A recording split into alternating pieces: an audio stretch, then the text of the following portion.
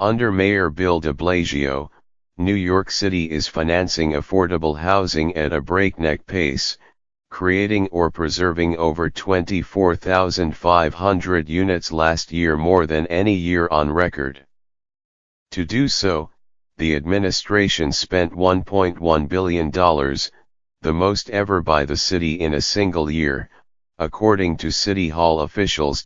Part of the reason for the increased spending is simple mathematics, a plan that seeks to preserve the affordability of 180,000 units of existing apartments and build 120,000 new ones is going to cost more. But there is another factor.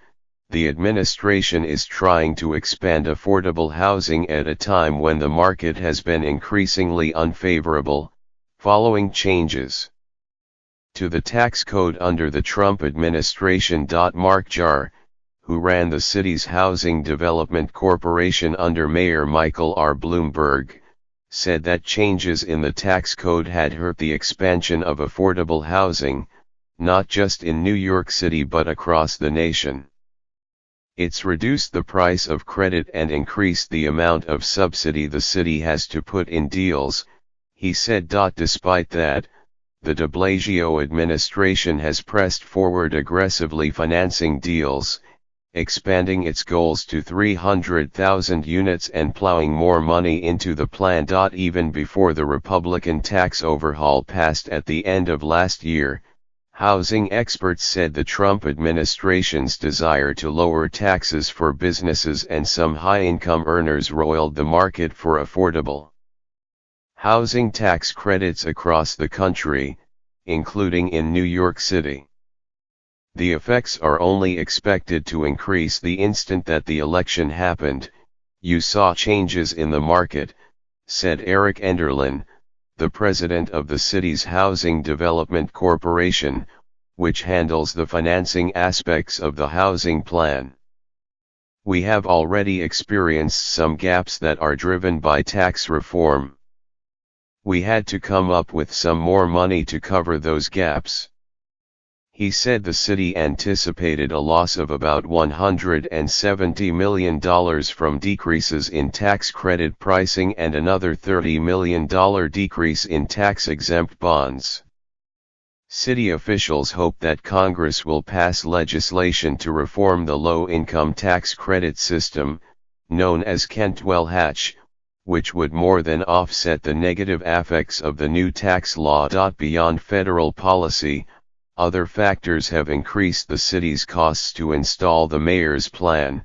Some, like increasing construction costs and the growing price of land, are tied to national trends, and New York City's real estate market. Land costs are going up, and that was the most serious issue, at least in my term there, said Vicky L. Ben, the former head of the city's Department of Housing Preservation and Development under Mr. de Blasio.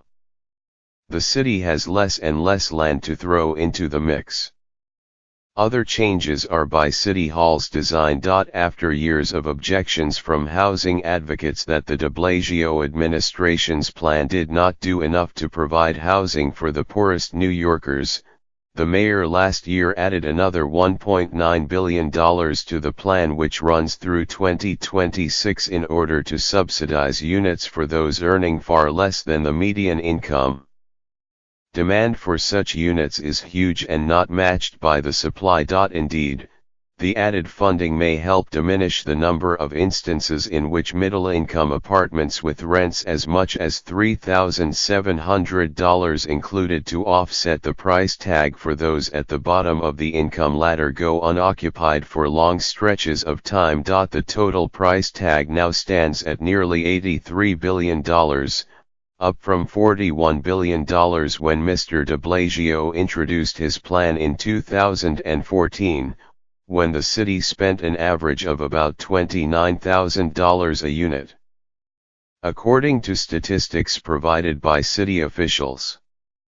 By 2017, the average per unit cost in city subsidy had increased to nearly $46,000, because of increased costs of construction, land, and inflation, officials said. While doubling the price, Mr. de Blasio has vowed to finance only 50% more units than initially promised in his first year, for a new total of 300,000. The price includes private investment and other non-city spending and reflects the mounting costs. The main funding sources of any affordable housing deal in New York City are bond financing, tax credits and city direct spending. As the annual amount of city subsidy increased over the last 4 years, the amount of bond financing has gone down. But a full picture of spending on Mr. de Blasio's plan is hard to come by, and it is more than likely that the full cost to the city is higher than the official number. City officials often use tax abatements and other foregone tax revenue to induce developers to create or preserve affordable housing units.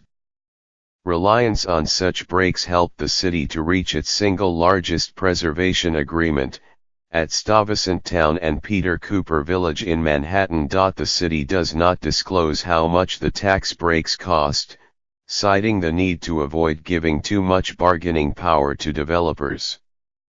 Overall, the city accounted in the current fiscal year for about $3.4 billion in foregone property taxes related to residential housing programs, much of it unrelated to Mr. de Blasio's plan. Housing experts say that lack of transparency makes it difficult to determine if the city is getting the best deal. It's not a black box, but it is a tinted window and they could be clearer. Moses Gates, the Director of Community Planning and Design at the Regional Plan Association. At the same time, the mayor's commitment to hitting numerical goals has created a potential difficulty for city negotiators in their dealings with developers, who are aware of the targets. For some housing experts, the situation was akin to an Apple vendor advertising to customers, "Must sell out by the end of the day, make me an offer." Mr. Enderlin acknowledged the challenge, but said that city negotiators have more than enough prospective deals with developers. He said that while the city was seeking an average of 25,000 units to preserve or create in a given year, the number of deals in process during a given year is roughly 35,000 units. There is pressure to meet the numbers, but that doesn't mean there's pressure to sell all our apples by the end of the day, he said. We have a lot of room to say no.